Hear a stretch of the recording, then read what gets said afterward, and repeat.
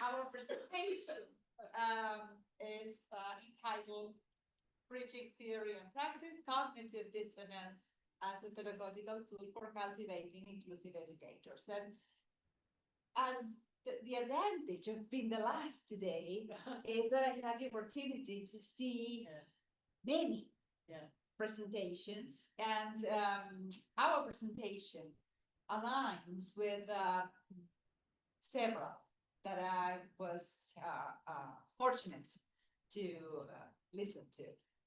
Leadership and Courage from Martin, Patricia, and Monica this morning. Dorothy, Self-Directed Learning as well. We also had the opportunity to listen to Frank, Allison, and Jacqueline with the work Integrated Learning. Sean and Hannah voicing the students and the ambition to learn more. And then the guys, Trond and Morten, embracing intellectual simulation. So this, what we bring today, is kind of a compendium of the whole thing. Right. That's it. Okay, yeah. So what is it that we bring? What is this of linking theory and practice? This is what we do. And I will explain clearly in a dynamic way. We use simulation.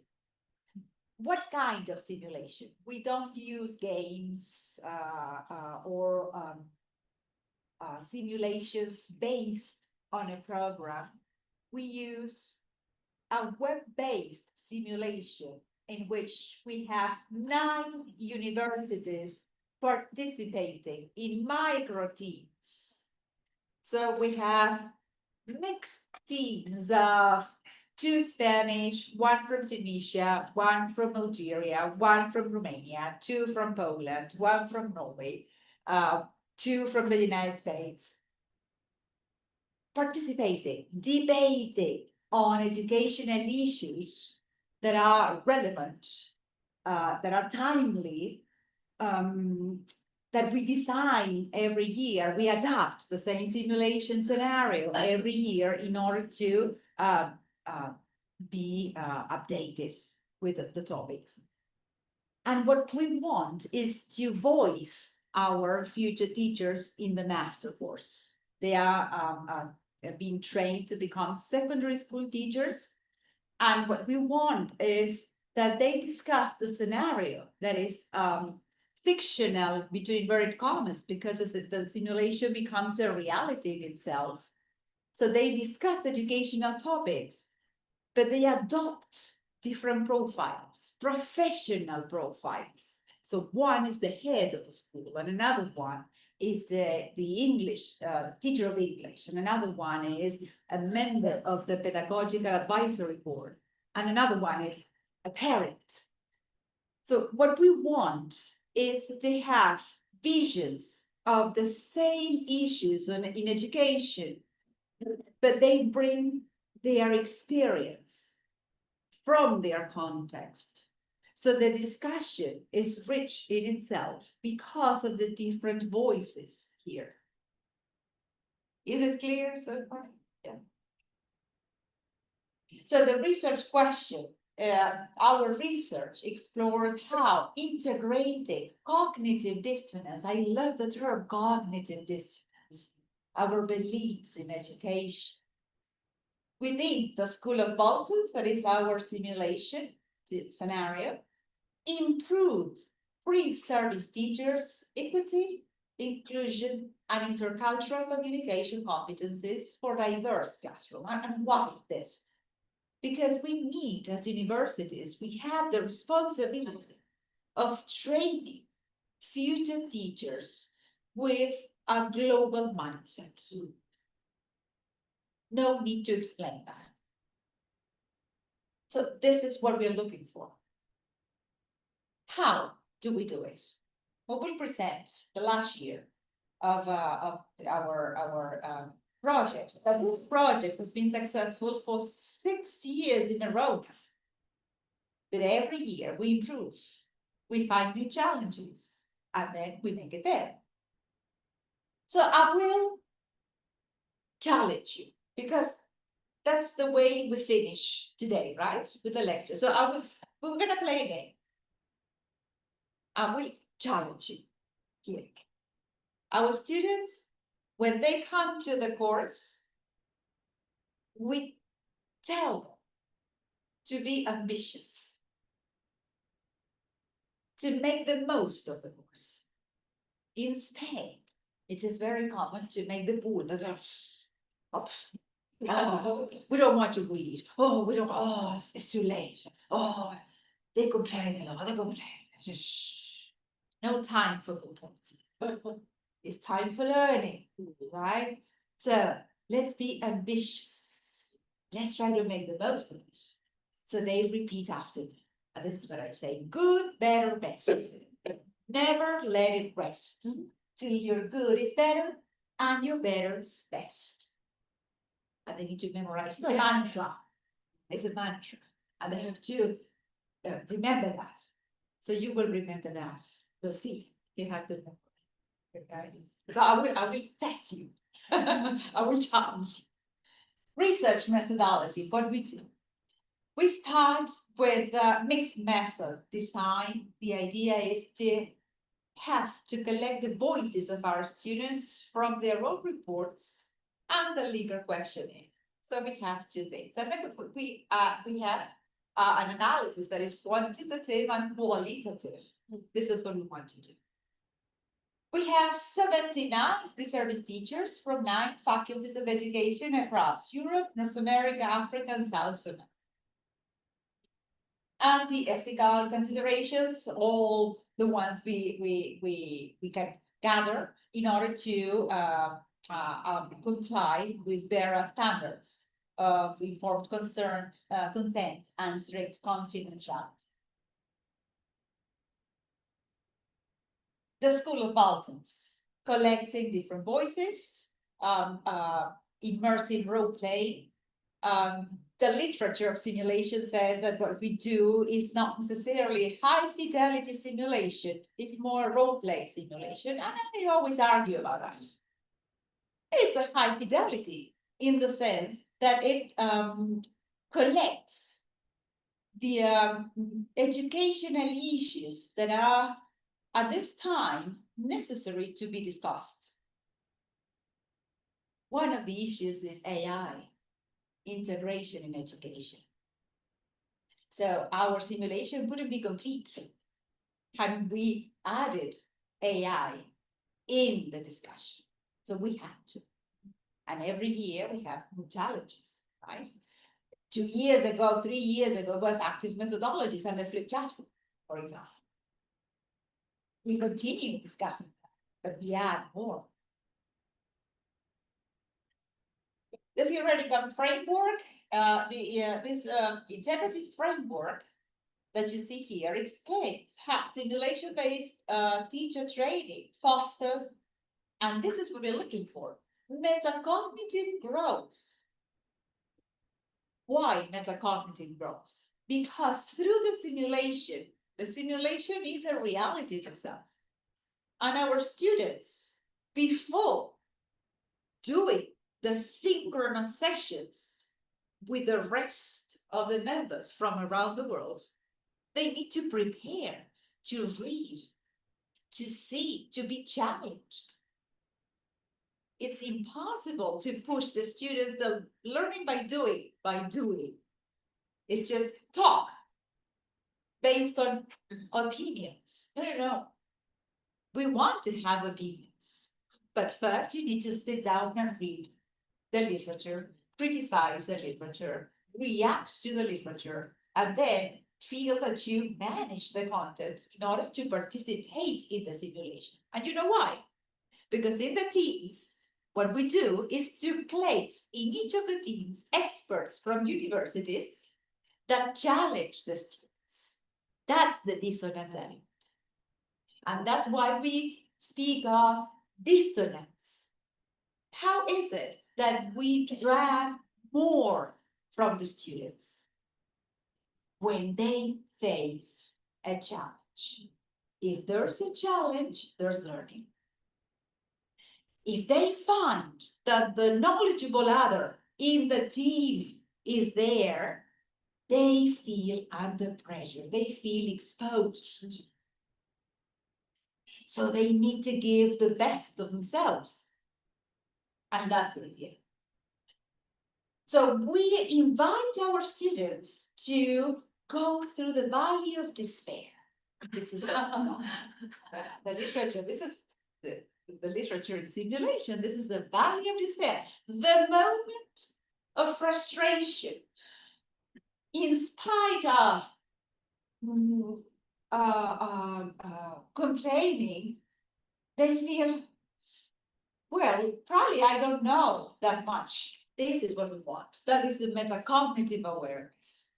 That is when they realize that they've been reading and analyzing, but it's never enough, because there's an experience gap that they need to fill while they work, and out of many years in the profession. But we want at university to push the students to the valley of despair, to feel desperate, to feel frustrated. Why? Because once they know and they identify what they know, they also are able to identify what they don't know yet, but they know how to get there. So that's why we believe our project works, and why and this is the reason why we continue, because it proves worthy out of the voice of the students, but also because our observers, that is our second group, that is the academics, participating, observing, taking notes, being the dissonant elements. This is what they say. So we get the feedback from different agents in the simulation.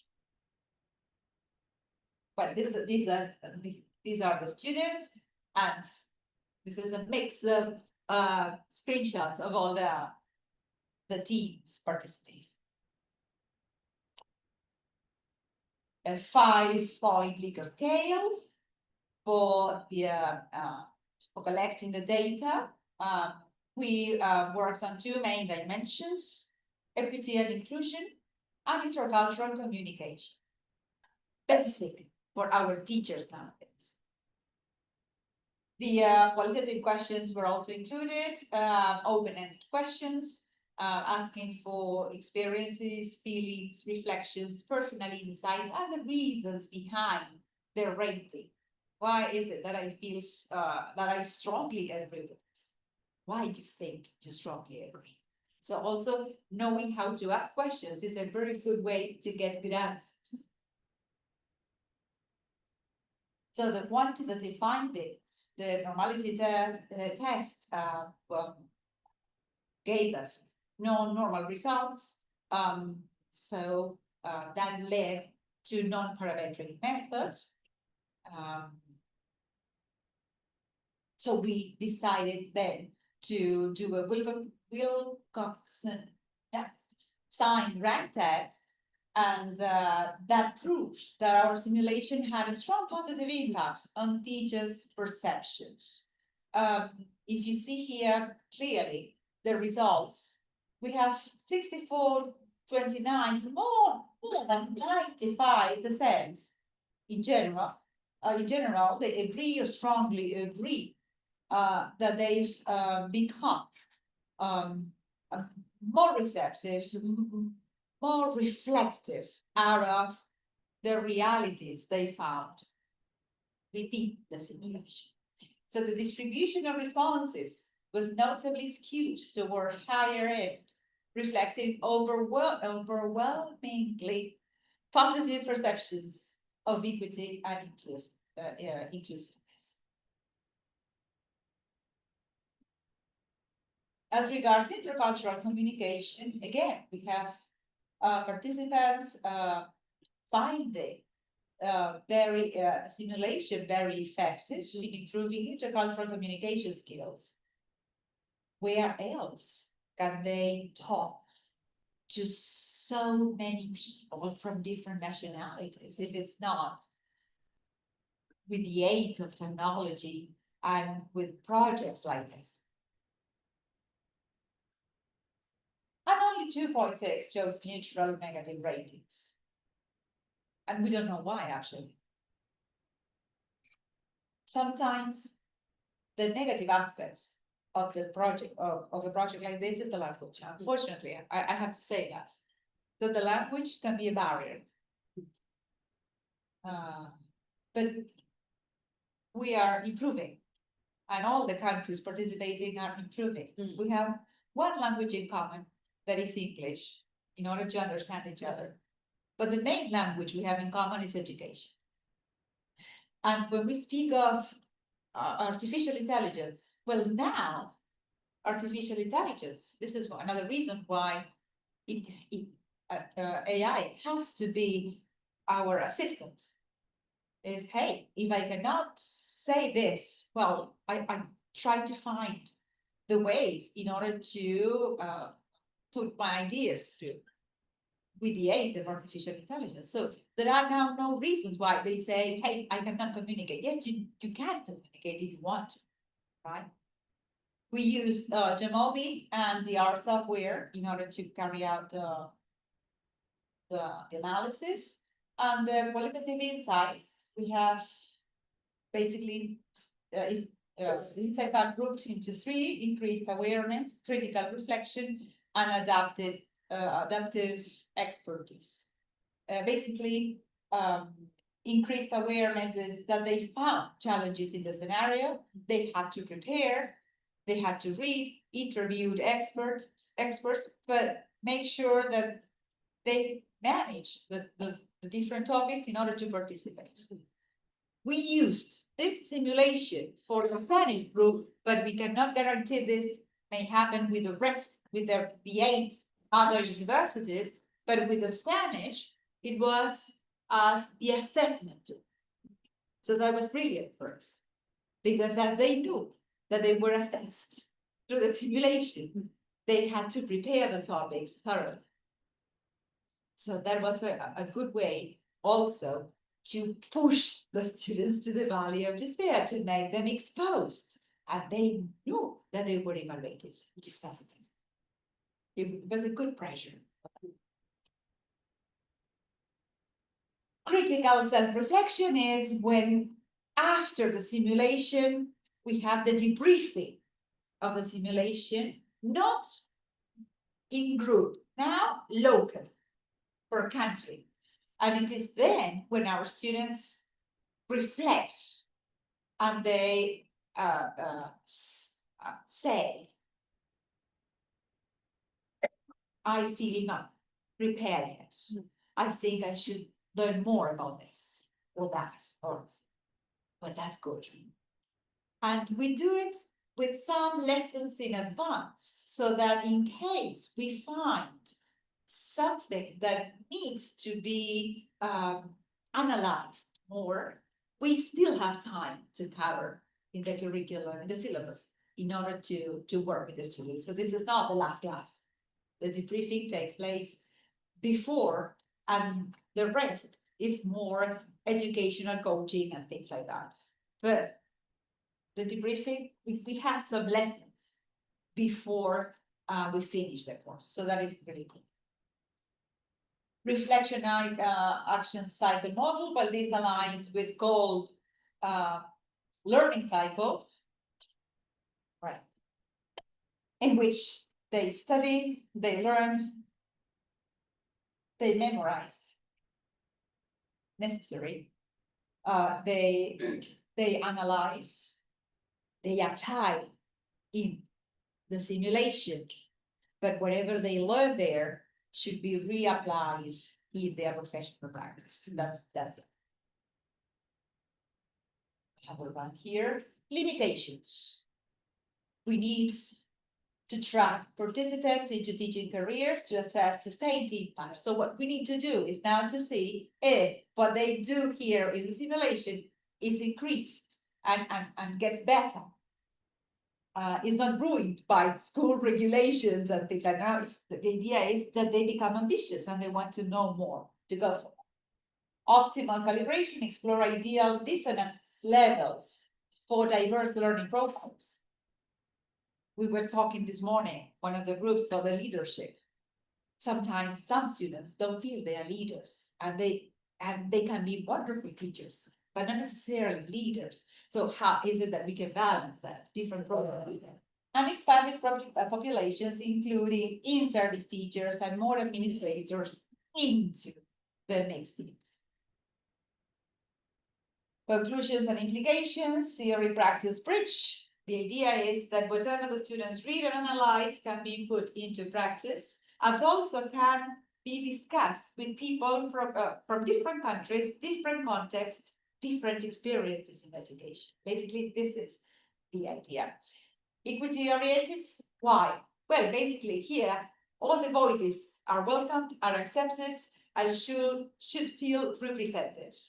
And also, the good thing is they don't need to pay anything in order to participate. So this is also inclusive. That is just assisted by a computer, but everyone is invited. And scalable strategy offers adaptable approach for diverse educational context. Every year we know the people who want to participate, and we try to adapt the scenarios in order to satisfy the needs of all the participants. Thank you for your attention. We are ready now for questions if you have questions. But before we have a challenge, and that is good, better, best. Never let it rest until you're better, until your good becomes better and you're better the best. Very good.